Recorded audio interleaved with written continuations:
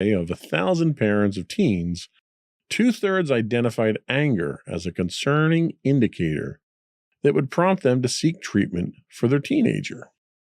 Adolescents frequently experience anger due to the significant changes they undergo physically, mentally, and socially, compounded by the substantial decisions they face. Although teen anger is a common emotion, its origins can vary. It might stem from appropriate emotional expression or even be linked to a mental disorder. Explosive and violent outbursts, as well as common anger episodes, can sometimes be indicative of an anger problem, necessitating anger management treatment. In today's episode of Insights into Teens, we'll talk about how parents can help kids with anger management. But before we do that, I want to take a moment to invite our listening audience to subscribe to the podcast. You can find audio versions of this podcast listed as Insights into Teens, or you can find audio and video versions of all the network's podcasts listed as Insights into Things. Pretty much any place you can find a podcast these days. I would also encourage you to write in and give us your feedback. Tell us how we're doing. You can email us at comments@insightsintothings.com. You can find us on Twitter or X at insights_things, or you can find links to all that and more on our official website at www.insightsintothings.com. Shall we get into it? We shall. Let's commence shelling.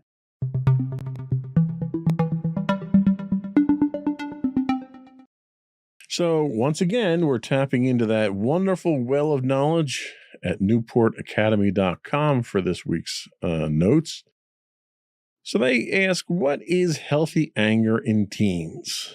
The concept of healthy anger in teens is a seemingly paradoxical idea. Anger, a completely normal emotion, can actually be beneficial if expressed and managed constructively. This is particularly relevant for teenagers who often face challenges and situations that evoke strong emotional responses. Let's consider a common scenario. A teen faces an unfair situation, like an undeserved punishment from a teacher. The situation naturally triggers anger. Such emotional responses are not only valid but also natural. However, the way teens express this anger is crucial. It's important that their expression, whether through raised voices or tears, doesn't lead to harm. Communication plays a vital role here. Open conversations about the situation, where the teen's perspective is acknowledged, can validate their feelings and promote understanding. A study by the American Psychological Association found that teens who feel heard and understood by their parents are more likely to manage their emotions effectively. Parents are instrumental in guiding teens through these emotional landscapes. They can provide tools for processing anger constructively. For instance, physical activities like running or creative outlets can be excellent ways for teens to release the energy associated with anger. A 2021 research article in the Journal of Adolescent Health emphasized the benefits of physical exercise in regulating emotions in teenagers. Encouraging healthy coping mechanisms is essential. Apologies. Just read it the way it's written. I'm trying. This not only aids in managing anger, but also equips teens with life skills for handling emotions. A survey conducted by the National Institute of Mental Health revealed that teens who practice healthy coping strategies are better at navigating emotional challenges. Understanding and managing anger in a healthy way is a vital skill for teens. It's a collaborative effort where open communication, acknowledging feelings, and constructive outlets play key roles. This approach not only helps in the current situation, but also prepares teens for emotional challenges in the future. When should you worry about an angry teenager? Well, anger is a normal emotion.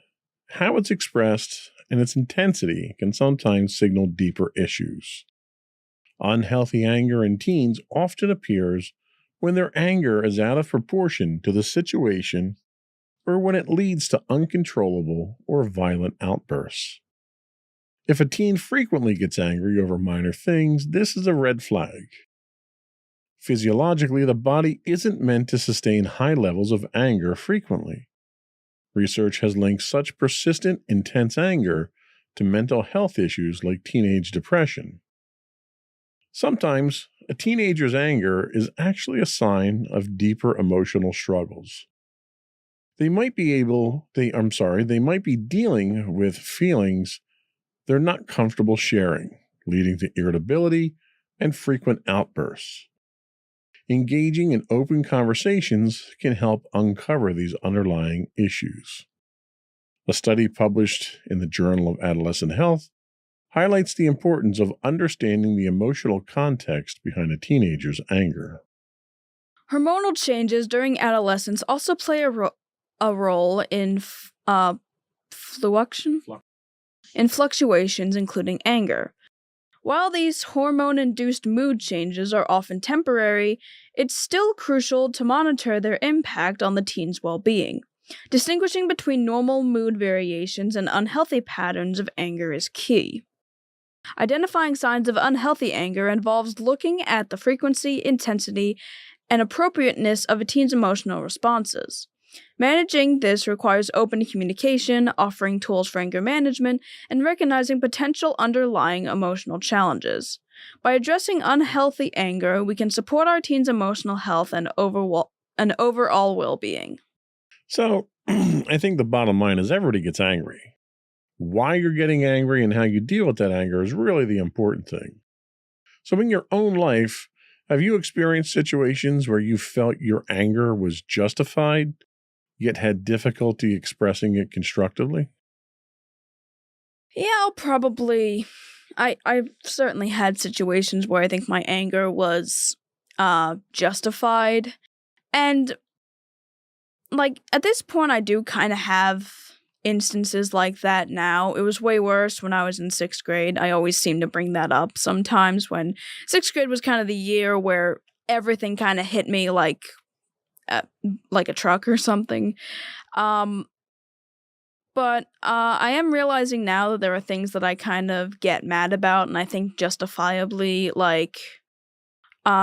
people being annoying in class. I understand that, it's not that big of a deal, but specifically there's this one period where they consistently are annoying and deliberately make themselves annoying, probably just for the attention, because my entire class is pretty much just full of class clowns. And, I don't do anything about it. I kind of just, say stuff under my breath. I could probably be doing something a little better by just not really paying attention to it or actually trying to be like, hey, I want to actually put a stop to this in a more constructive manner. I don't entirely do that right now. I kind of just, say stuff under my breath and try not to listen to them. So kind of a passive-aggressive way of dealing with it. Yeah. Well, considering the role communication plays in managing emotions, how do you feel adults, like parents or teachers, could improve their approach in understanding and addressing the anger teenagers often experience? Well, I guess this is sort of just a general thing when it comes to most adults and their views on teenage emotional expression. I wouldn't just chalk it up to the teenager, they're just being a teenager. It's, whatever, you can't. Teenagers are rebellious or mainly just following stereotypes of teenagers. The infamous teen angst angle. Pretty much, yeah. It's the whole it's not a phase, mom, or whatever.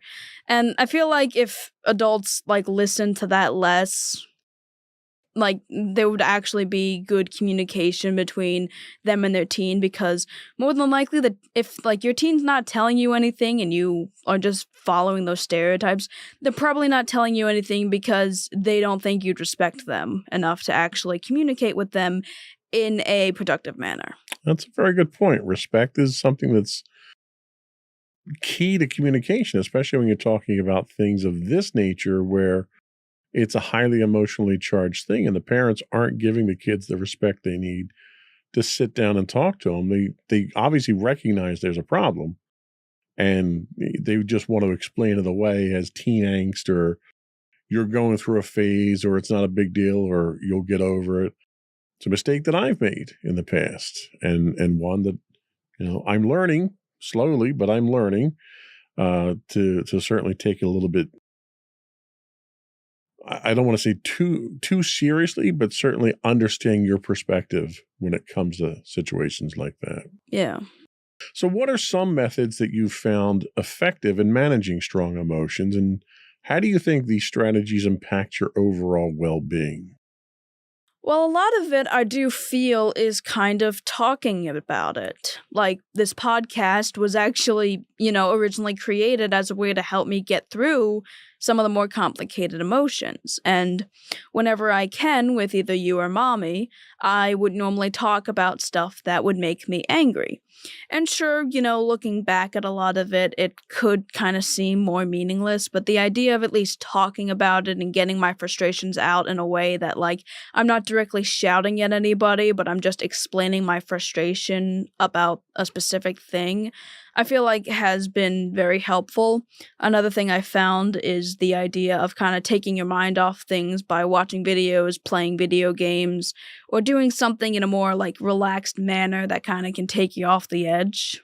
Okay, that makes a lot of sense. I mean, I think all of us need some kind of release like that, or if not a release, at least a distraction to kind of de-stress and come back energized to deal with these things. Yeah, and that sort of thing also helps me from ever lashing out at anybody because, a lot of the times I like to consider it sort of like a steaming kettle or something, where it's like, if I don't let out like some steam, sometimes it's like I'm gonna burst. And Right. when I burst, I'm not going to be able to control myself. So, and if I keep it all inside, that's really not going to help, and it's just going to get worse and worse until I explode in an uncontrolled manner. Right. So you let it out in controlled bursts. This way you can control it, you can manipulate it, and you can even use it for constructive purposes in situations like that too. Yeah. So as of right now, do you think that you're a very angry person at this point? Not really. I certainly used to be, to the point where I had almost no emotional control and would lash out at my friends, and even one time I lashed out at a teacher. And I really did not have a huge emotional control. I also thought very negatively and very rarely ever thought positively. Right now, I feel I'm not really an angry type of person. I can certainly be miserable at times, but, like, I'm not particularly angry. I can certainly get angry because, like, there are certain things that can just annoy me, but I don't really lash out anymore like I used to, and I don't always get angry at, like, the littlest things anymore, so I certainly would say that I've gotten better with my anger. Okay. Well, and that's good. I can, freely admit that when I was your age, a little bit younger, I had serious anger management issues, and it stemmed from a lot of different sources. There was some significant stress points at home because of my father. There was school stress that everyone winds up going through. It's different for everybody, but everybody winds up going through it. I struggled in a couple of classes. There were certain pressures socially that I was under that caused it. So for me, my anger issues were multifaceted, and it took a while for me to finally get a grip on them and figure out how to deal with these things and deal with them one problem at a time as much as you can. So I think we're going to take a quick break, and when we come back, you're going to tell us what causes teen anger, at least some of the causes of it. We'll be right back.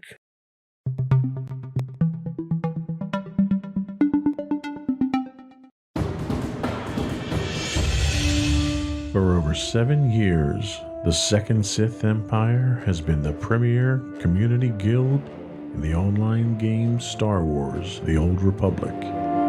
With hundreds of friendly and helpful active members, a weekly schedule of nightly events, annual guild meet and greets, and an active community both on the web and on Discord.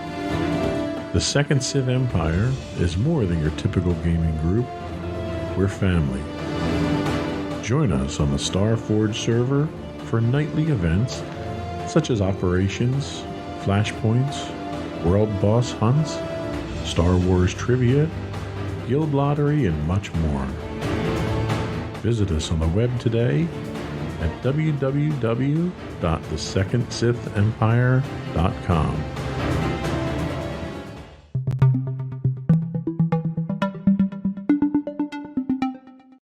Welcome back to Insights into Teens. Today we're talking about teens and anger management. And now we're going to talk about what causes teen anger. Understanding the factors behind teen anger is essential to address the question of why adolescents may be experiencing heightened anger. It's important to differentiate between normal, healthy, and potentially problematic, unhealthy anger. The causes of teen anger can be diverse and complex, and investigating these underlying reasons is crucial for effective intervention. There are various factors that can contribute to teen anger, each requiring careful consideration. While occasional bouts of anger are normal during this developmental stage, persistent and pervasive anger may signify more significant issues that warrant attention. Some potential causes of chronic teen anger include underlying mental health conditions. Anger can be a symptom of an underlying mental health condition such as depression, anxiety, or oppositional defiant disorder, which we talked about in a previous podcast. In some cases, anger may serve as a defense mechanism for deeper emotional struggles. Substance abuse is another cause. Substance abuse can exacerbate and distort emotional responses, leading to heightened anger and irritability. Identifying and addressing substance abuse issues is crucial for managing anger. Unprocessed trauma is another one. Past traumas can fuel unresolved anger, as the emotions associated with the trauma remain unprocessed. Therapy is often necessary to help teens work through and heal from traumatic experiences. Learned behaviors is also a factor. Teens may learn unhealthy ways of expressing anger from family dynamics or their environment. Family dysfunction, modeling of aggressive behavior, or a history of conflict at home can contribute to maladaptive anger expression. The final factor they list here is unprocessed emotions. Teens might struggle with processing a wide range of emotions, and anger can sometimes become a default emotional response.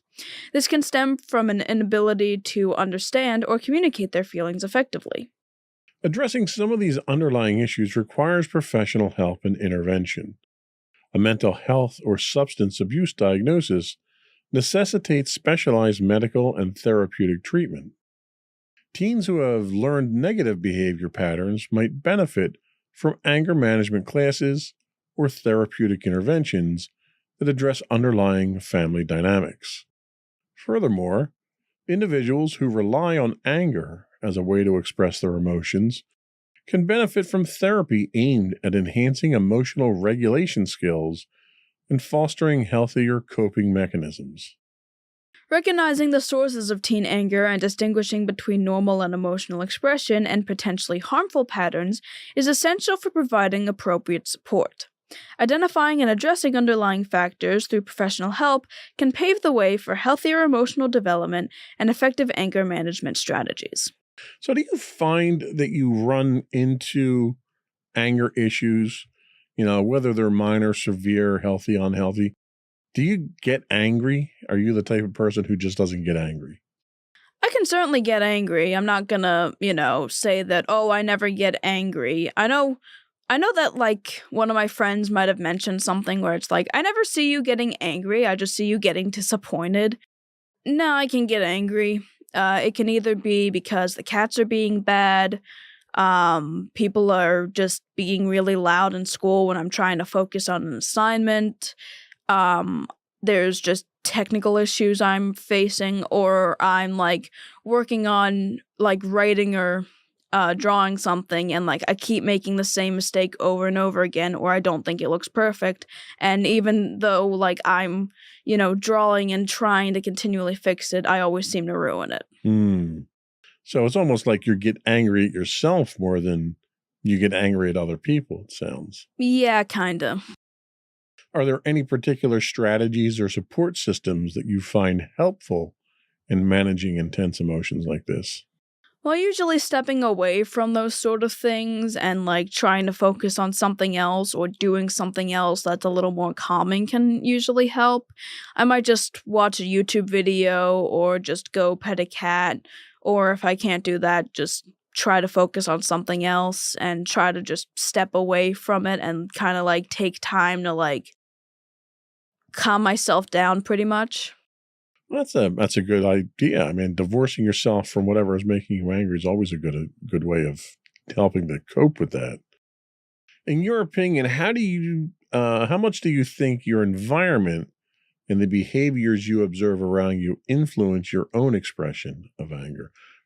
And caveat here, I'm probably the number one expression of anger in this house here. However, I will say that my anger, when I get angry, is almost always directed at inanimate objects. I go through painstaking meditative processes to limit it to objects, mostly technology around the house, rather than individuals around the house. I'm pretty sure I've mentioned this before, but I feel like your anger towards inanimate objects is what kind of led me on the path of like, if there's some sort of technological problem or there's some like object that normally always works, but for some reason isn't working right now, I will get angry at it. Well, and it's worth mentioning that most of the angst that I have that generates anger is from technology. And I work in technology. That's my chosen profession. And the technology around the house that usually causes the most anger are things that have to do with the podcast. Mm-hmm. For instance, knock on wood, we're doing pretty good today without any technical glitches, until I say that, of course. But we could turn everything off, finish the recording, walk away, come back tomorrow, turn it back on, and nothing will work, and for no good reason. And being of an analytical mind and a troubleshooting person that I am, that drives me insane, and that's what causes most of my anger. Does that influence you, though? Does seeing me, for lack of a better term, act like an idiot like that, does that influence you and make you angry, or do you feed off of that? I don't think I ever really feed off your anger. It's kind of more of a mimicking thing that happens without like anything relating. Like it's probably like you'll be angry at something and then I'll be angry at something else, but it'll be a very similar thing. Whenever you do it, it's more I'm afraid than I am angry. Well, and why would you be afraid? It's not like I've ever hurt anyone in that anger. Yeah, but I don't really like people shouting. And there was one specific time recently where we were planning on doing a podcast we had been planning on doing for a while. And I just said planning twice. My apologies. All right, we'll give you an extra commission on that. Thanks.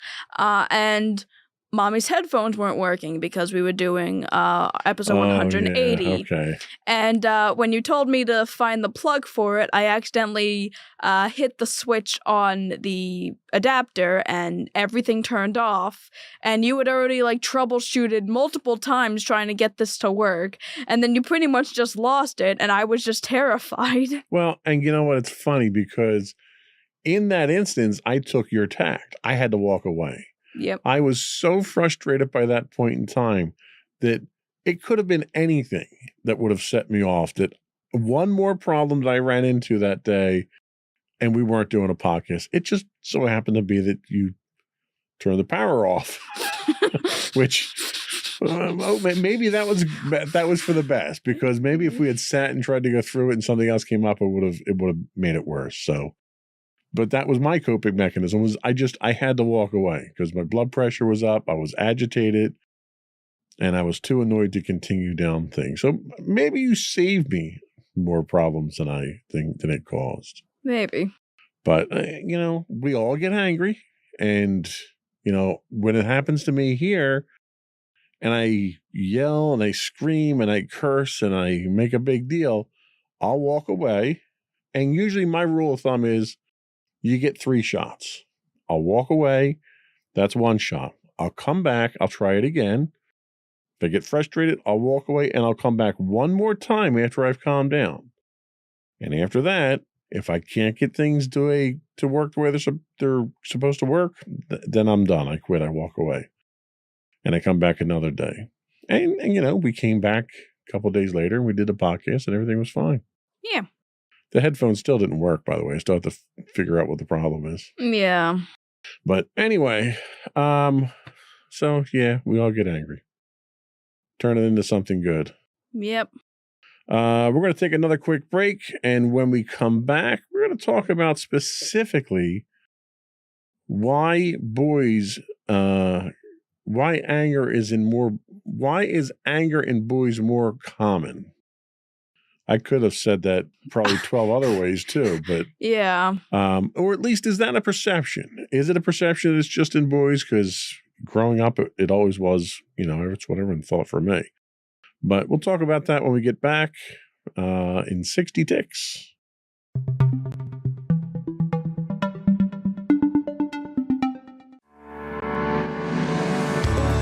Insights into Entertainment, a podcast series taking a deeper look into entertainment and media. Our husband and wife team of pop culture fanatics are exploring all things from music and movies to television and fandom. We'll look at the interesting and obscure entertainment news of the week. We'll talk about theme park and pop culture news. We'll give you the latest and greatest on pop culture conventions. We'll give you a deep dive into Disney, Star Wars, and much more. Check out our video episodes at youtube.com/insightsintothings. Our audio episodes at podcast.insightsintoentertainment.com, or check us out on the web at insightsintothings.com.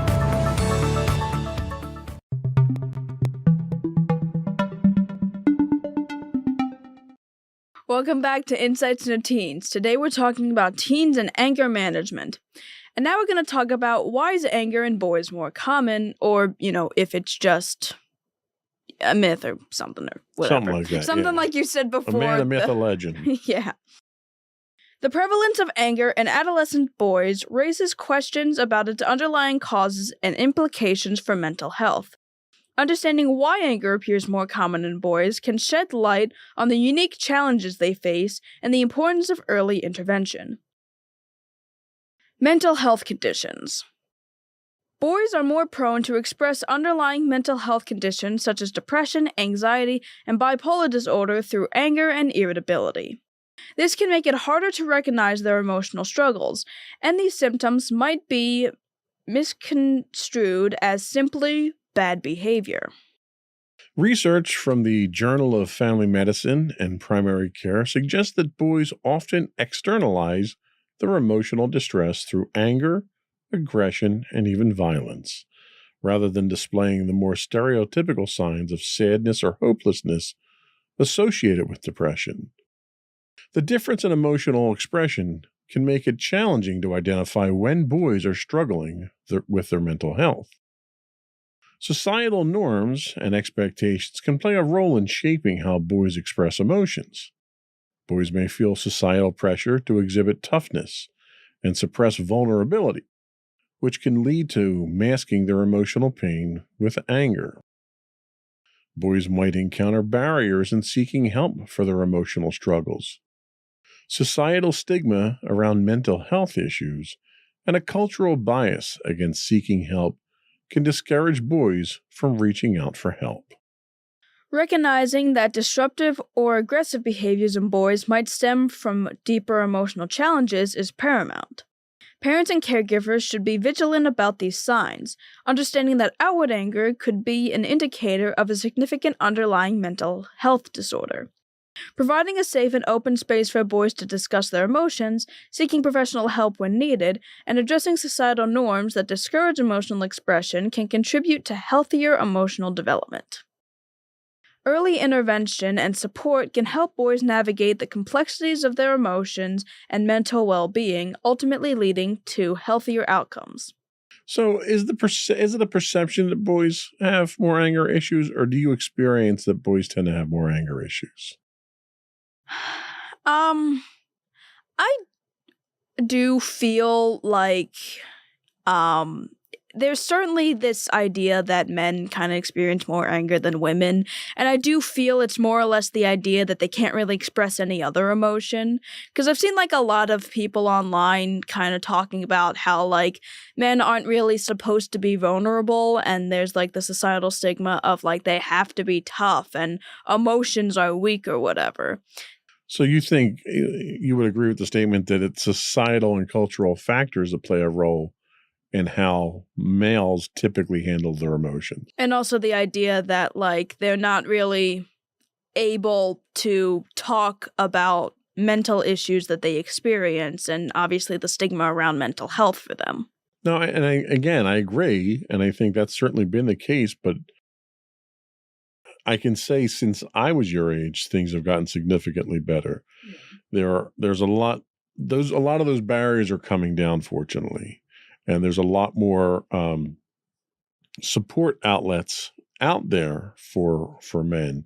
And a lot of times it's not the traditional mental health type things that you would look at.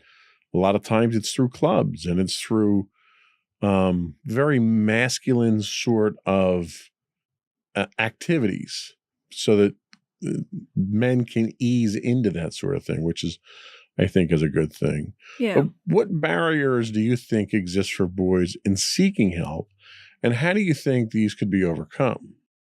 Well, the barriers that they might experience could possibly be peer pressure that they have from their classmates, their parents, their teachers, or just really anybody in their life basically saying like, oh, your problems don't really matter all that much, or, oh, you're not supposed to be feeling that sort of thing.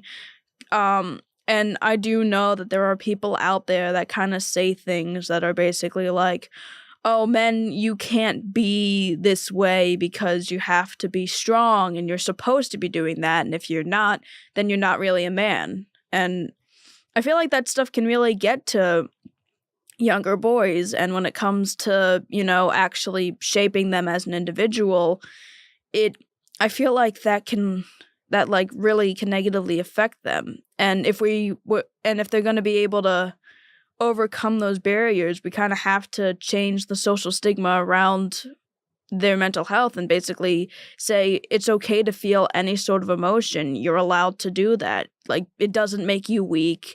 You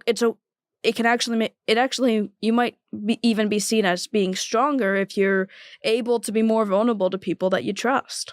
I agree. And we've thrown the term toxic masculinity around in the past, and you hear it in society a lot, and it usually refers to something very different. But I think this is another form of toxic masculinity where the expectations that are placed on males to act tough and to not be vulnerable and to, not succumb to your emotions. I think that's another form of toxic masculinity because it forces you into unhealthy situations. I mean, yeah, and I've seen like a lot of different older men kind of saying that that the only thing that they can feel is anger, and that there's nothing else. They're not allowed to feel sad. They're not allowed, and they'll shame other men if they ever feel sad or even cry. Yeah, and you know what? The sad thing is that there's enough anger in the world that we don't need to foster any more of it. Yeah. So a lot of parents want to know, how can I help my teenager manage their anger?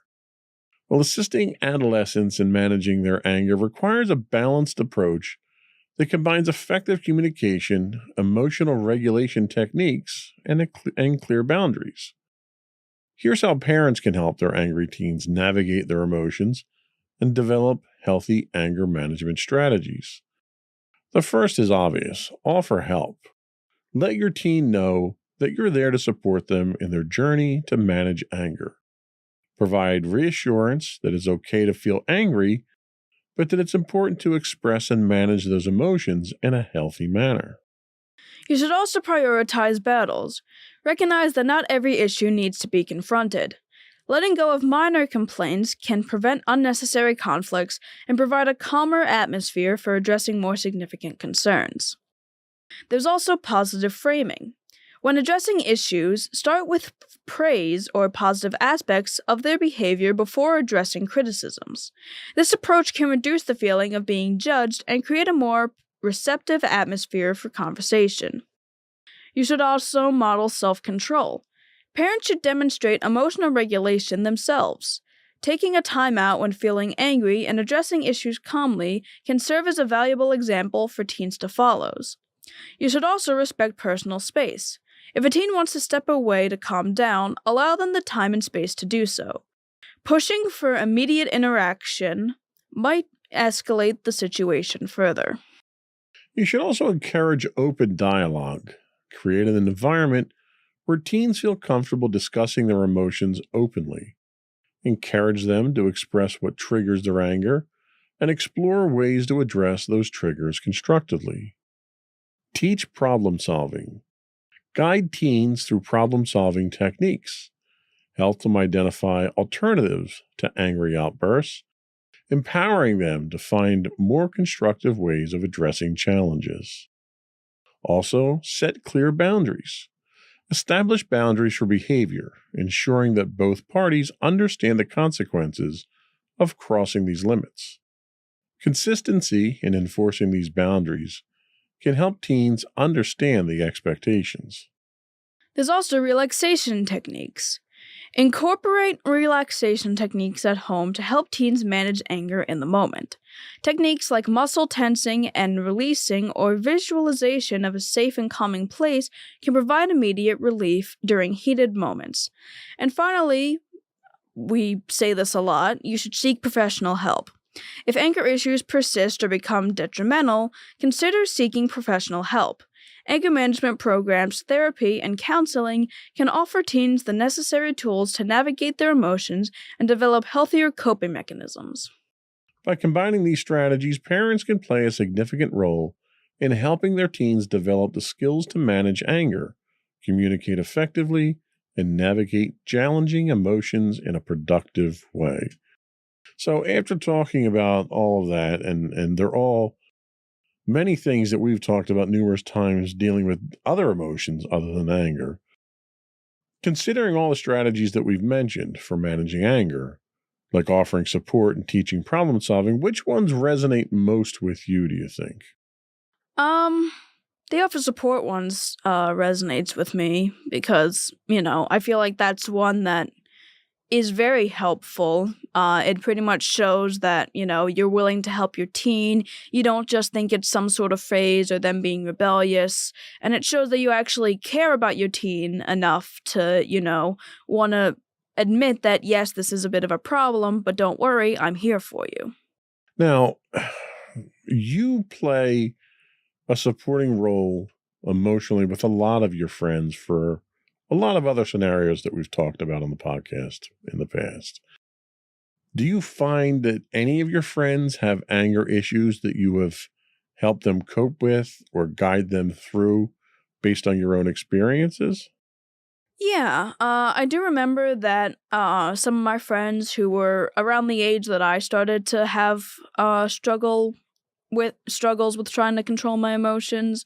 Around the time that they were that age, they also had similar issues to mine, and pretty much whenever they would get angry at each other or would just be angry in general, they would talk to me, and I'd always tell them, hey, best thing to do,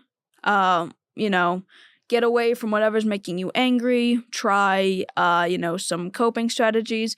And if they ever did, need to rant to me about, whatever problem they were having, I was always like, okay, let me hear the situation, tell me what's going on, I'll see what I can do to help. Yeah, and a lot of times, like you said before, just being able to talk it through. Having someone that can just listen to the problems that you're running into can be a great way to de-stress and relieve some of that anger that you might have. So whether it's an adult, whether it's a counselor or a parent, or just another friend, having someone there that can listen, that won't judge you, but will give you your space and hear you out, I think is a huge help that can benefit teens. Yeah. So I think that's all we had. We're going to take a quick break. We'll come back. We'll get your closing thoughts and finish up the business of the podcast.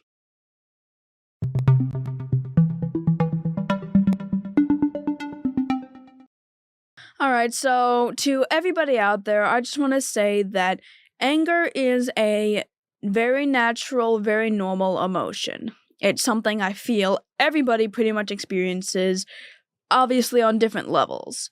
I feel anger can be very productive when it's able to be used in such a way, but it can also be very destructive. Finding good ways of coping with anger, I feel, is very important. And to parents out there who are experiencing who have teens that have issues with dealing with anger, I feel like, offering support is the best thing to do. Don't judge them for it. Don't, resort to teen stereotypes thinking it's just a phase they're going through or they're just being rebellious. A lot of the time that's kind of going to invalidate their feelings, and it's more than likely going to make them not really trust you as much. So really best to do is just offer support and help guide them through it. Sage advice as always. Thank you. Another fantastic topic. Before we do go, I want to once again implore our listening and viewing audience to subscribe to the podcast. You can find audio versions of this podcast listed as Insights into Teens. You can find video and audio versions of all the network's podcasts listed as Insights into Things. And we're on Google, Spotify, iHeartRadio, anywhere you can get a podcast. Also, be sure to reach out to us. Tell us how we're doing. Give us your suggestions for topics. You can email us at comments@insightsintothings.com. You can find us on X at insights_things. We do have high-res versions of all of our videos on YouTube at youtube.com/insightsintothings. We still stream 5 days a week on Twitch at twitch.tv/insightsintothings. And you can find links to all that and more on our official website at www.insightsintothings.com. And don't forget to check out our other two podcasts, Insights into Entertainment, now being hosted by you and Sam, and Insights into Tomorrow. Not really sure how many times we're going to be doing it, but it's hosted by you and my mother. For the record, we've got 2 episodes scripted out and ready to go. We'll probably be filming one later this week after the holiday. That's it, folks. Another one in the books. Bye, everyone. Bye.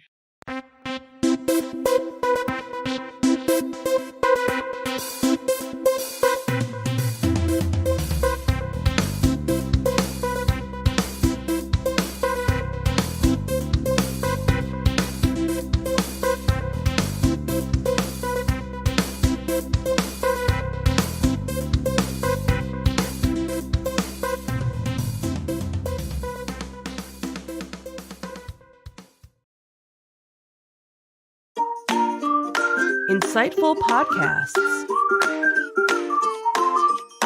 by informative hosts.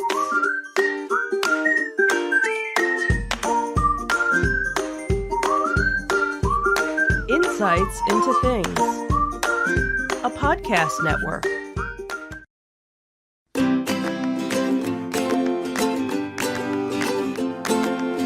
Welcome to Insights into Teens, a podcast series exploring the issues and challenges of today's youth. Your hosts are Joseph and Madison Whalen, a father and daughter team making their way through the challenges of the teenage years.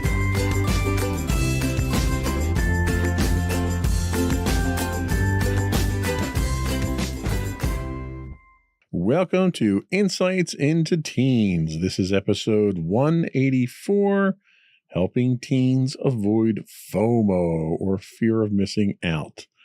I'm your host, Joseph Whalen, and my active and involved co-host, Madison Whalen. Hi everyone. Interesting adjectives for today. Are you active and involved or no? Probably not today, but you know. Not so much, huh? Well, I know you're not feeling so good today. How was the rest of the week so far for you, though? Not terrible, I guess. That's good, I guess. I mean, you know, just trying to get back into the swing of things after Thanksgiving break, so. Anything exciting? I know you missed a few quizzes today because of absent teachers. Yeah, we're going to be doing all that tomorrow, so fun. Right. So one exciting thing we did have to report today, we just got the first sample in here, a piece of original artwork that you did. That was, let me see the cup here. So this was original artwork that you did for Baldur's Gate, because we've been playing the game quite religiously now. Yep.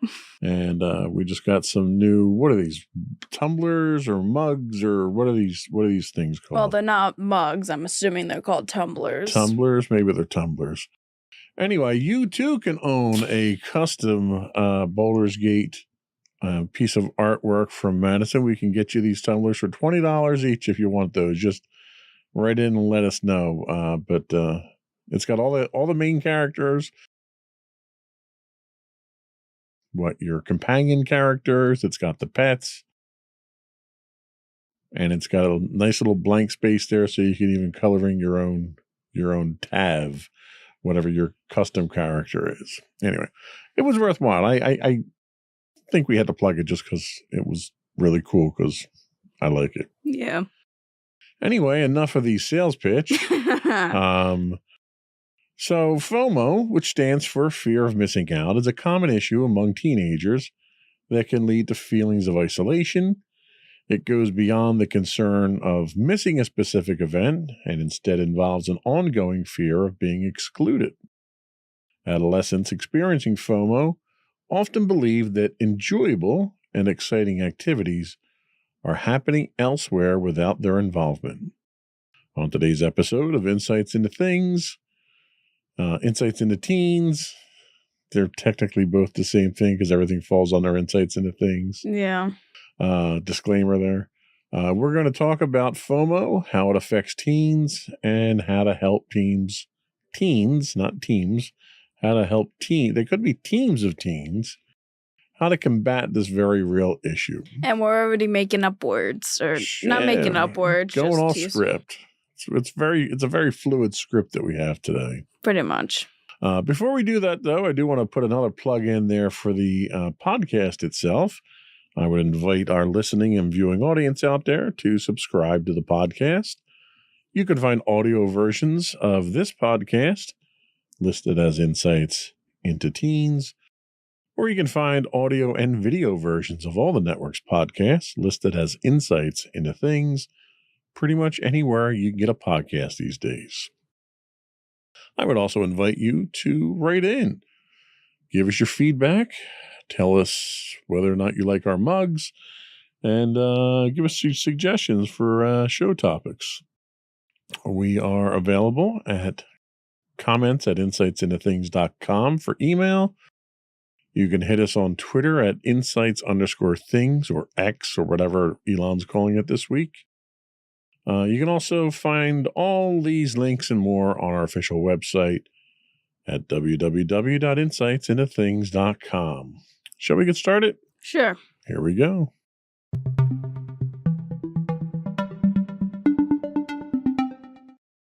So our friends at Newport Academy once again enlighten us for today's topic. So fear of missing out is a term that encapsulates a prevalent psychological phenomenon in today's digital era, especially in the context of social media and smartphone usage. This concept, while addressing a long-existing human emotion, has gained significant relevance in contemporary society, as evidenced by its addition to the Oxford English Dictionary in 2013.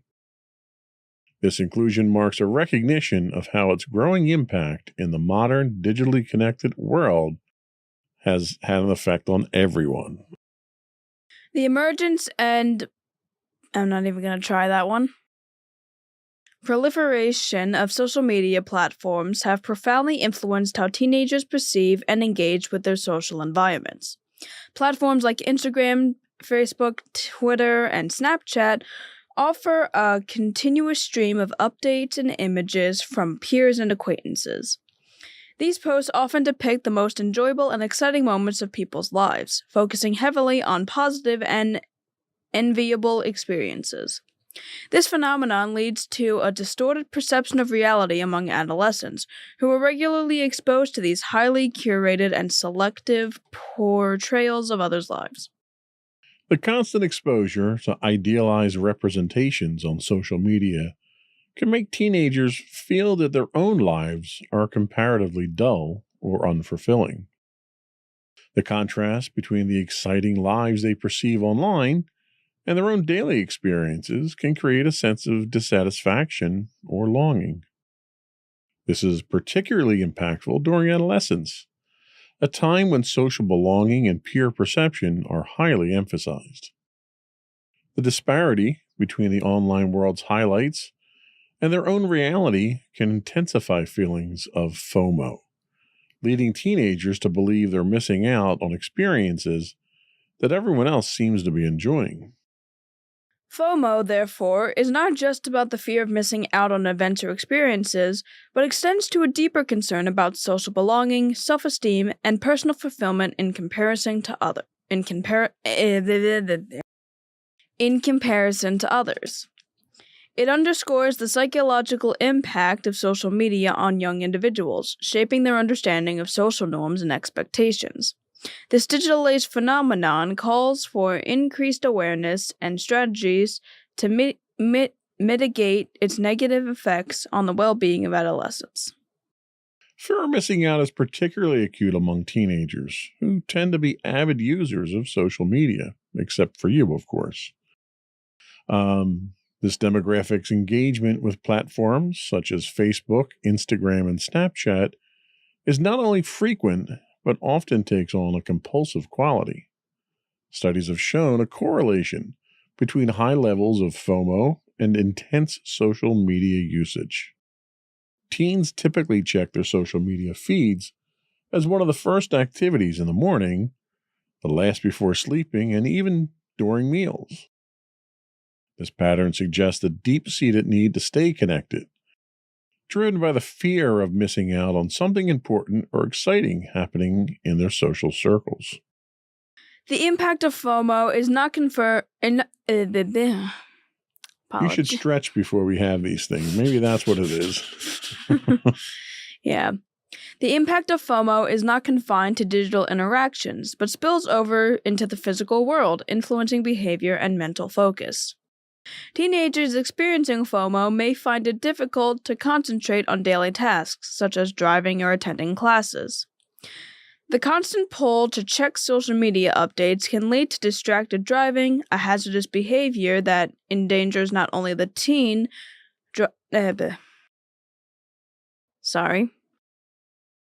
The constant pull to check social media updates can lead to distracted driving, a hazardous behavior that endangers not only the teen drivers, but also others on the road.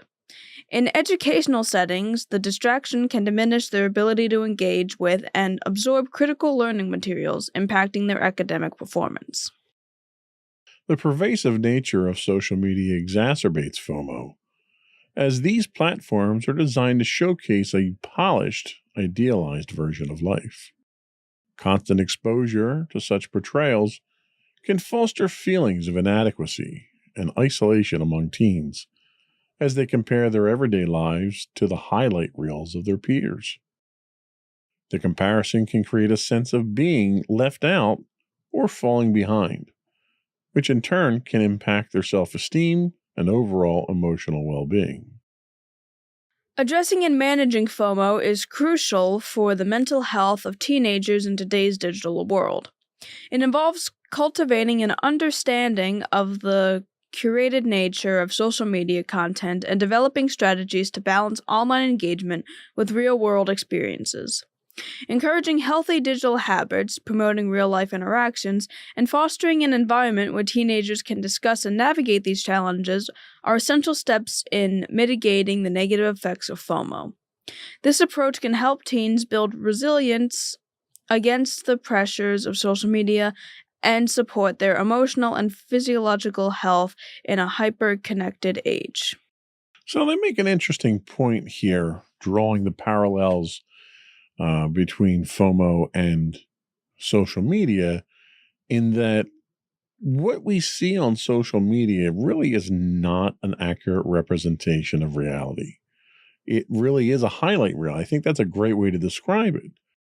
How do you, and I know you don't regularly use social media, but how would you differentiate the highlight reels that people put up there for their statuses and what they're doing and their influencer stuff and all that stuff? How do you differentiate that from reality and what their lives really are like?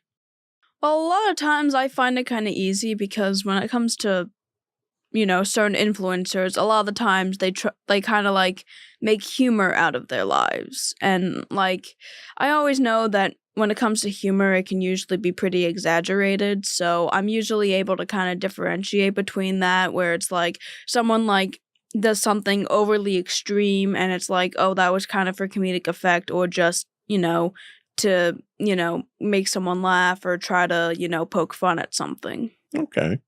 And I guess that makes sense. I mean, as long as there's a grounded understanding in reality that what you're seeing online is not really what life is. It's almost like watching reality TV and expecting it to represent actual real life. Reality TV has nothing to do with reality. Yep. And I think social media is the same thing. So if people are formulating opinions of themselves in their own lives based on that, that's kind of dangerous ground there. In what ways do you suffer from FOMO? Do you suffer from FOMO? I know you're not a particularly social person. You don't have these grand circles of people that you hang out with on a regular basis. Is FOMO an issue for you? It certainly can be, I'll be honest, because, granted, while I don't have it in relation to social media as much as, some teens would, I do have it when it comes to just being around other people, because I can see that there are, at lunch, there are, groups of friends that hang out with each other and that, talk and are able to, crack jokes with each other. Meanwhile, I'm kind of sitting alone, doing my own work. I'm fine with sitting alone, but it's sometimes it'd be nice to have a group of friends to hang out with at lunch. Right. No, I understand that. Do you notice people in your class or people in your age range, are they as hooked on social media and have this burning need to be updated on a regular basis like the article seems to suggest? I mean, yeah, there's a lot of kids that I know in my school who are either on their phones for trying to check out what's been going on, or they're on their phone to play some sort of game, or they use their phone to talk to, their friends. Now, obviously, I don't really know if all of them are if it's always social media, but I do know it's kind of something that a decent amount of people in my school are known for. Okay. Have you ever felt the need or the pressure to make your life seem more exciting for other people? Are you trying, if you're trying to impress somebody or something where having a very positive looking social media feed would kind of feed into that? Have you ever been in a situation like that? I don't think I've ever really been in a situation where I've tried to make my life seem better than it is, at least in my average everyday life. Because the people that know my average everyday life, I don't feel like I need to impress. And when it comes to other people, I really don't even share much about that. So as someone that really doesn't talk to people or really try to engage with anybody that I, don't already know, I don't think I've really had that issue. Yeah, that makes a lot of sense. I mean, not being on social media certainly helps, I'm sure. That's part of it. But the fact that you don't even have a need to try to impress people, and the fact that your friends don't have that expectation, is really a testament to you and to your friends and to the character that you look for in friends. I think it's a compliment to you. Yeah, really, what happens is it's just like I leave stuff out. It's not that I try to exaggerate certain things. It's just like some more personal aspects about my life. It's like I don't always tell all my friends. So that's the only thing I can think of, really. That makes sense. All right. I think we're going to take a quick break. And when we come back, you can tell us how FOMO impacts mental health. Sure. We'll be right back.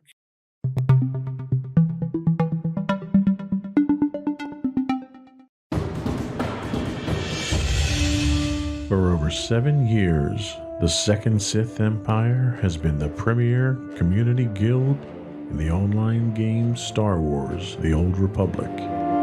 With hundreds of friendly and helpful active members, a weekly schedule of nightly events, annual guild meet and greets, and an active community both on the web and on Discord. The Second Sith Empire is more than your typical gaming group. We're family. Join us on the Starforge server for nightly events such as operations, flashpoints, world boss hunts, Star Wars trivia, guild lottery, and much more. Visit us on the web today at www.thesecondsithempire.com.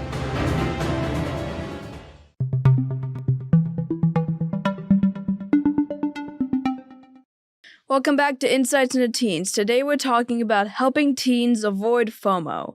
And now we're going to talk about how FOMO impacts mental health. The impact of FOMO, or fear of missing out, on adolescent mental health in the digital age is a growing concern, especially given the ubiquity of social media. FOMO, while not a classified mental health condition, can contribute to increased feelings of anxiety and depression among teens, often leading to detrimental effects on their overall well-being. Studies have shown that teenagers who experience high levels of FOMO often report lower life satisfaction and more frequent negative moods. This link is particularly evident in the way FOMO interacts with social media usage, creating a cycle that can lead to stress, disrupted sleep patterns, and an overall increase in negative emotion. One insightful study involving college freshmen used daily diaries and questionnaires to explore the participants' well-being and life satisfaction, revealing several crucial aspects of how FOMO affects adolescents. The timing and occurrence of FOMO were noted to vary throughout the day, with an increase later in the day and towards the end of the week. This pattern suggests that the anticipation of missing out on social events or activities grows as the weekend, a prime time for socializing, draws near. Importantly, FOMO is not confined to any specific personality type. It affects a wide range of individuals, including both introverted and extroverted teens. This broad impact highlights FOMO's pervasive nature in the adolescent experience. Another key finding is the impact of FOMO on everyday activities. Teens often feel heightened levels of FOMO when they are engaged in necessary activities like studying or working, as they might perceive these responsibilities as barriers to participating in desirable social events. This conflict between obligation and the desire to be socially involved can exacerbate feelings of FOMO. The study also revealed that FOMO can lead to significant negative outcomes. It not only triggers negative emotions, but also serves as a major distraction. Adolescents preoccupied with what they might be missing out on can experience considerable emotional turmoil. This preoccupation can detract from their ability to enjoy present moments and engage fully in their current activities. Understanding and addressing the impact of FOMO is therefore crucial for supporting the mental health and emotional development of adolescents in our increasingly digital world. The correlation between FOMO and spending behaviors, particularly among millennials, sheds light on its broader societal implications.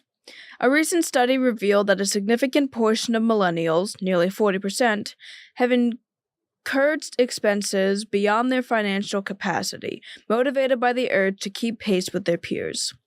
This trend reflects how FOMO influences spending choices, pushing individuals towards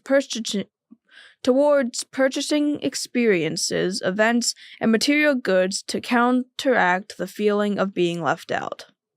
This phenomenon is especially pronounced in the millennial demographic, driven by a sense that others' accomplishments or experiences are in some way a loss to them, highlighting a competitive aspect of social comparison.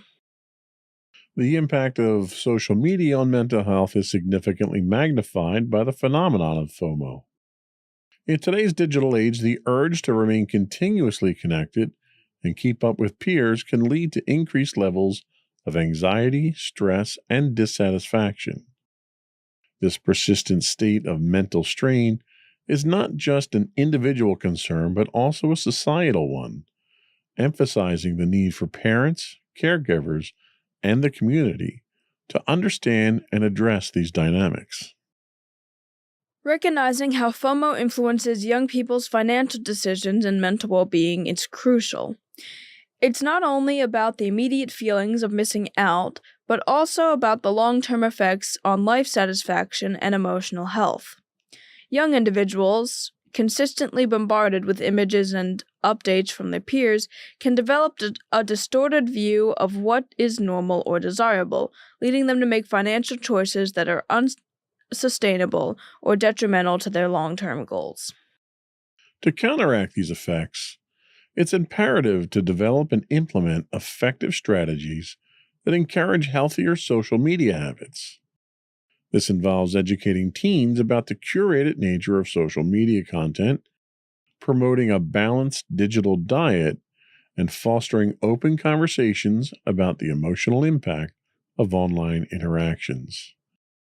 Encouraging activities that are offline and focusing on personal interests and skills can also help to build a sense of self-worth that is not reliant on social validation. Cultivating emotional and psychological resilience is key.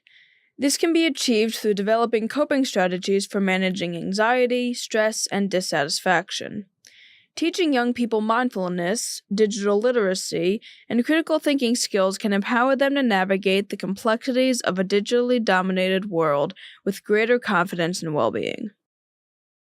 Addressing the pervasive effects of FOMO in the context of social media requires a concerted effort from all stakeholders in society.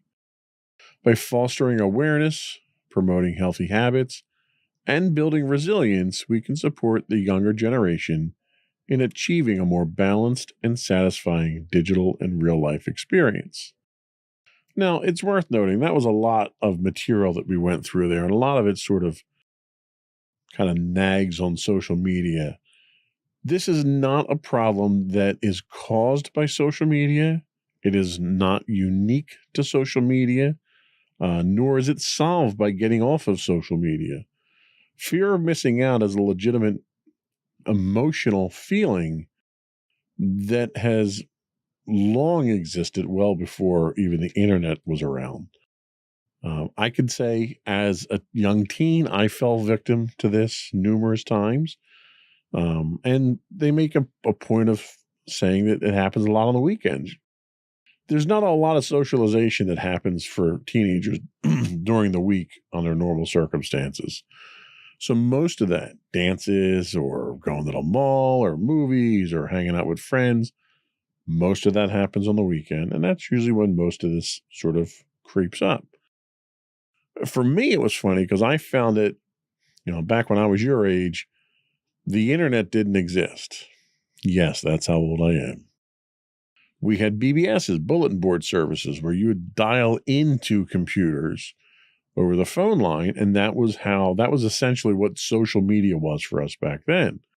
And what I found, there were times that when you tried to do that and get online with other people, you couldn't because the phone would be busy.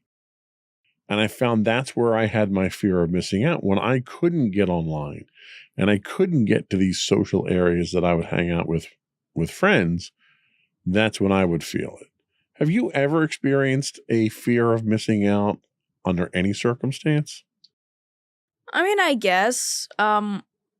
Thing is, when it came to the school dances, I know for a while a lot of my friends have been wanting me to go to the school dances, and I only ever really went to one, and that was like kind of an informal dance. Ever since 6th grade, I haven't gone to another one, and I know a lot of my friends, particularly one, is very keen on me trying to go to, another one of the dances, and I guess there was certainly like I don't want to like let them down sort of thing, but it wasn't enough to make me go to the dance. Nice. Okay. So if you don't really experience FOMO the way it's defined here, have you ever been in situations where maybe you felt left out of something and that might be kind of contributing to this? I mean, yeah. Like, one thing I can say that it's not as big, but certain social trends that people like let's just say buzzwords, I guess. Like there's slang that people my age use it on a daily basis, and for a while I'm like, what the heck does that mean? I don't get it. And I'll kind of feel left out in that way, or left out in like the new social trend of like, oh, there's this thing that everybody really likes and everyone's really into it, and I'm like, what is this? Right. So I gotcha. Yeah, I guess in a way I feel that's kind of where I kind of feel left out. It's not like an extreme thing, but it's still like, okay, I really don't get this. I gotcha. So you're not, addicted or married to your social media, but you still keep up with your friends. What are some of the methods that you typically use to keep in touch with your friends and keep up on things? Just texting, saying, hey, how you doing? Occasionally calling, and then with some of them, I've been hanging out with them. Okay. So ironically enough, it's more traditional methods that you have. Granted, texting's not traditional, but texting's kind of the equivalent of a phone call these days. Since most people who have cell phones don't actually know you can actually talk to people on them. They use it for everything but phone conversations. So in situations like that, have you found yourself trying to get a hold of a friend and that friend's just not available and you don't know why they're not available, and you may feel that FOMO feeling even for a brief period of time there? Has that ever happened? I mean, yeah, there have been instances where I've wanted to like talk to like a friend and they don't like respond back. Most of the time it's not like I'm scared I'm being left out. It's like, oh my God, what happened to them? Right. So it's a concern for them at that point. So anytime that sounds like, and I don't want to put words in your mouth, you can correct me if I'm wrong, but it sounds like anytime that you've had these feelings of perhaps being left out, it hasn't had a traumatic effect on you. Not really. Your self-esteem hasn't been affected by it. It's kind of like water off the back of a duck. You just sort of roll with it, it sounds like. Yeah, I ruin my own self-esteem. I don't You don't need any help with that. I don't need any help with that.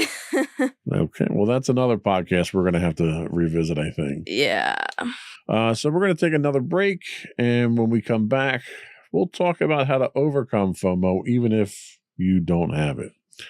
We'll be right back.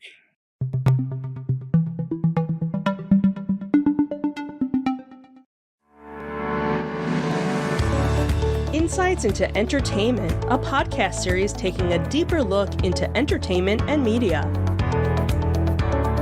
Our husband and wife team of pop culture fanatics are exploring all things from music and movies to television and fandom.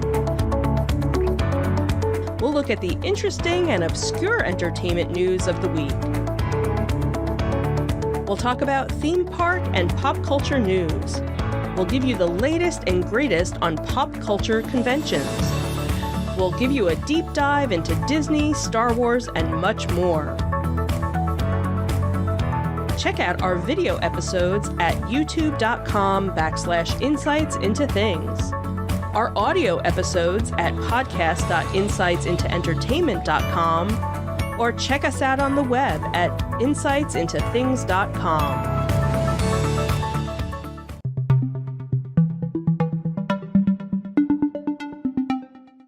Welcome back to Insights into Teens. Today we're talking about helping teens avoid FOMO. And now we're going to talk about how to overcome FOMO. The strategy of limiting social media usage to combat FOMO, particularly among teenagers, has been increasingly recognized as a way to enhance mental well-being.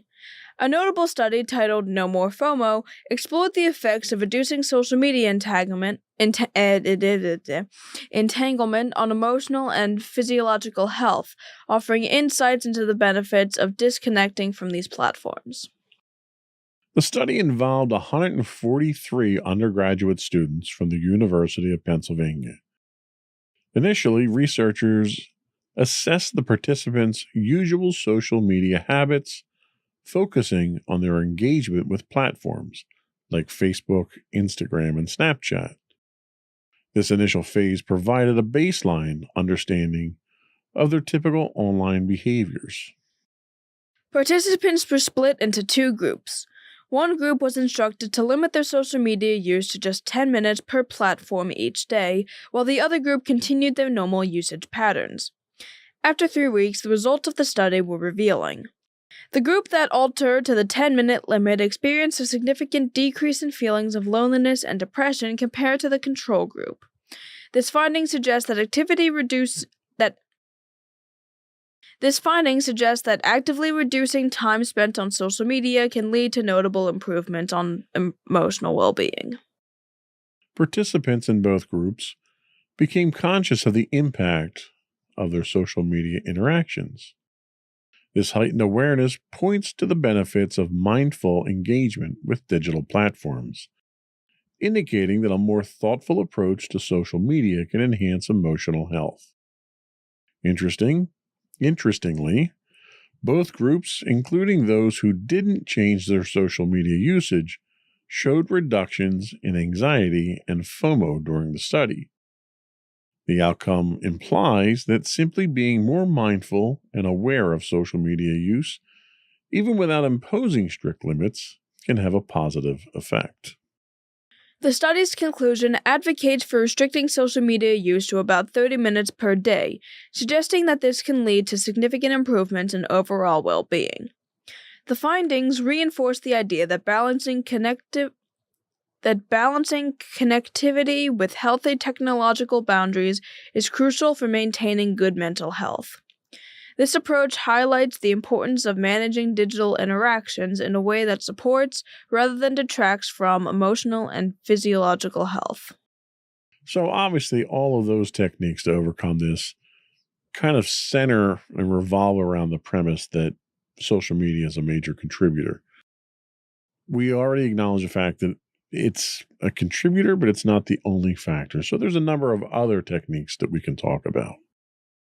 Addressing and overcoming FOMO involves more than just reducing social media use. It requires understanding its root causes and actively engaging in positive strategies to enhance well-being. This means acknowledging that the issue isn't solely the fault of social media. Instead of getting caught in the trap of constant comparisons with others, teens can adapt several effective approaches to better manage FOMO. Encouraging teens to maintain a gratitude level. Encouraging teens to maintain a gratitude journal or a positivity notebook helps them focus on the positive aspects of their lives. This practice of reflection and appreciation can bolster self-esteem and diminish the sense of missing out on something supposedly better. Another beneficial strategy Another beneficial activity is volunteering, which allows teens to contribute positively to their community. This not only provides valuable social interactions outside the digital realm, but also instills a sense of purpose and connection to a larger goal. Spending time outdoors is another crucial strategy. You and I love to do that.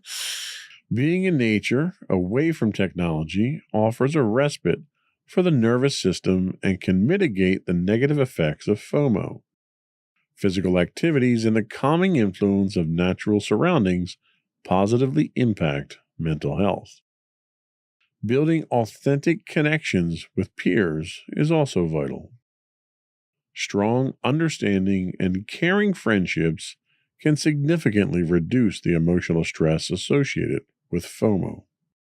Pursuing passions, be it through creative activities or hobbies, is also instrumental in combating FOMO. Engaging in activities that teens are passionate about can enhance their self-esteem and provide a sense of achievement, counteracting the feelings of inadequacy often fueled by FOMO. Lastly, it's important to recognize when FOMO becomes overwhelming. If a teen struggles to detach from their phone, and this behavior interferes with their daily life, it may indicate underlying mental health issues such as depression or anxiety. In such cases, seeking help from mental health professionals is crucial. Early identification and intervention can effectively address these concerns.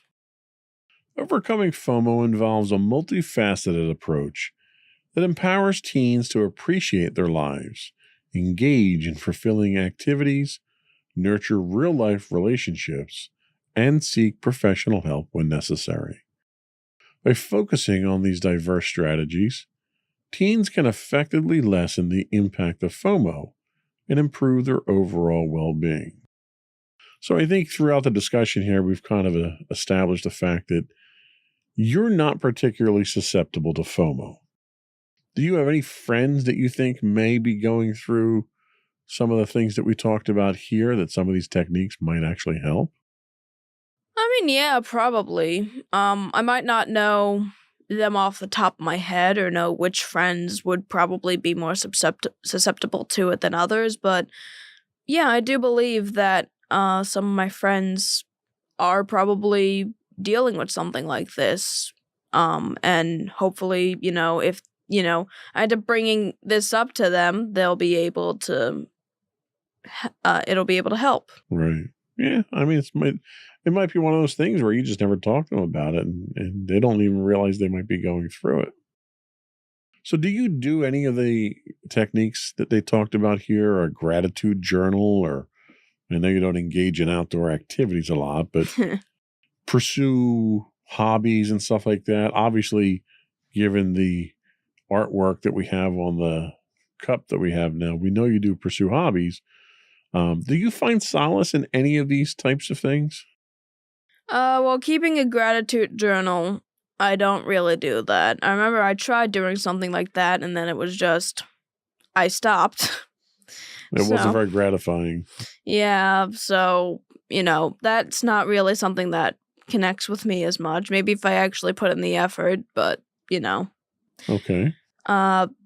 Volunteering, I want to volunteer at some point. I haven't yet. I'm working on that. That's up there with the gratitude journal. Spending time outdoors, obviously, I don't do that.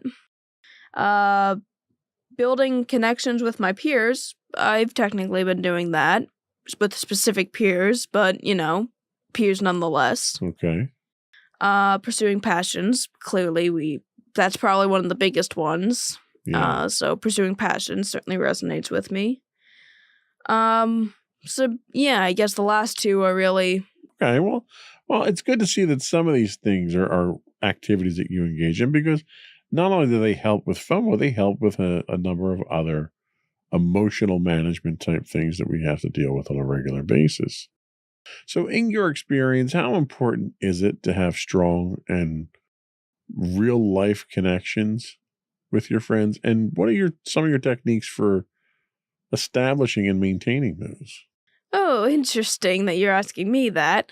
I do think it's important to have at least someone that you can talk to. Just one person. It doesn't need to be, an entire group of people. If it's an entire group of people, cool. If it's like 1 or 2 people, cool.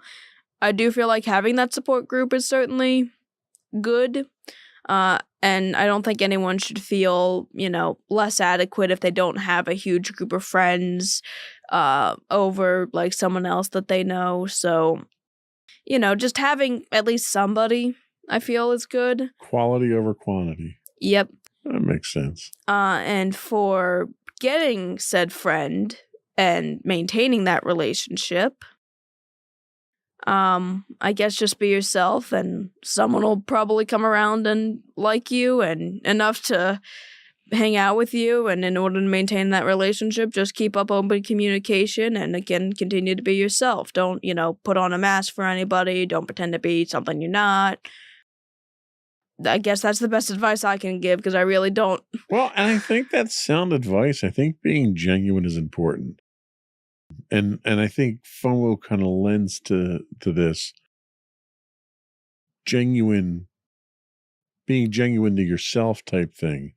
When people are more concerned about what other people think and they start acting and behaving and doing things for the benefit of others because they want to fit in, then they're really not being themselves. And there's only so long that you can keep up that facade, right? So if you make friends with someone on false pretense, you have to pretend to be that false person whenever you're around that other person. And I have to imagine that's just exhausting. Yeah. Right? And it's going to make you miserable. And then the other person's going to think you're disingenuous at that point in time. Yep. So you're right. Be yourself, and you're going to find some people like you for who you are, and some people won't. And we can't please everybody all the time, right? Yeah. So be yourself, like yourself first. Once you like yourself, then I think you'll find other people are going to like you as well. And then you won't have to go through FOMO.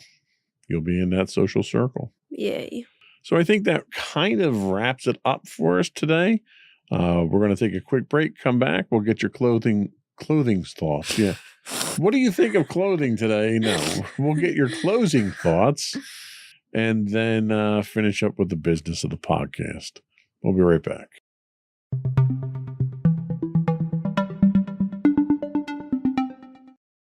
All right, so to everybody out there, I just wanted to say that being able to connect with people in a way that's not artificial and also being genuine to yourself and the way that you want to live your life, I feel is very important.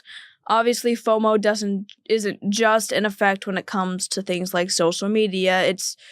It's the fear of missing out. It's the fear of missing out on stuff that your friends can go through. It's the fear of missing out on stuff you see on social media. It's just the fear of not being able to accept your life as it is and appreciating what you have. So really, all I'm going to say is that, find value in your life. And even if it's not as grand as someone else's life, or you think that you could be doing better or anything like that, I still think that appreciating the life that you have is good.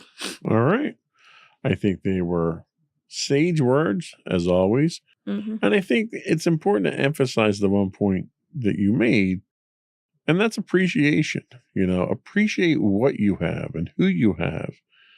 Don't covet what somebody else might have, because the perception that you have of what that other person's life is like probably is distorted. It's not reality. Everyone posts all these wonderful things on their social media that they're doing. I'm going to this place and having fun with this person. They're not posting the negative stuff up there usually. So just remember, you got to take the good with the bad, but appreciate what you are, who you are, and what you have, and work from there. I think that's it for the podcast today. Before we go, I want to once again invite you to subscribe to the podcast. You can find audio versions of this podcast listed as Insights into Teens. You can find video and audio versions of all the network's podcasts listed as Insights into Things. We're anywhere you get a podcast these days: Apple, Spotify, Google, etc. I would also encourage you to write in and give us your feedback. Tell us what you think. You can email us at comments@insightsintothings.com. You'll find high-res versions of all our videos on YouTube at youtube.com/insightsintothings. We do stream 5 days a week on Twitch at twitch.tv/insightsintothings.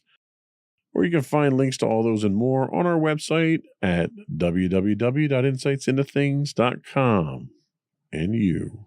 And don't forget to check out our other 2 podcasts, Insights into Entertainment, hosted by you and Sam now, and Insights into Tomorrow, hosted by you and Mommy now. Very good. That's it. Another one in the books. Bye, everyone. Bye.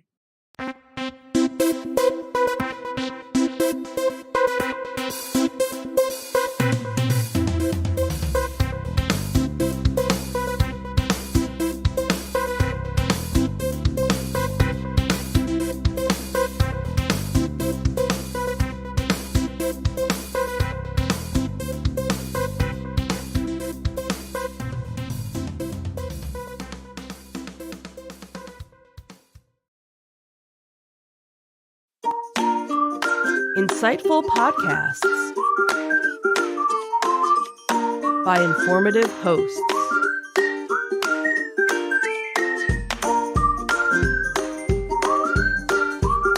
Insights into Things, a podcast network.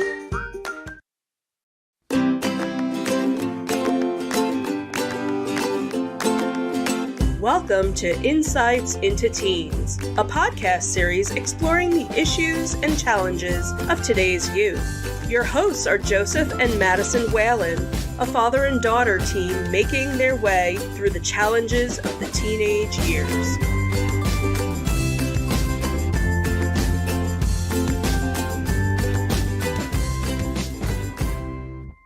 Welcome to Insights into Teens. This is episode 185, Toxic Positivity.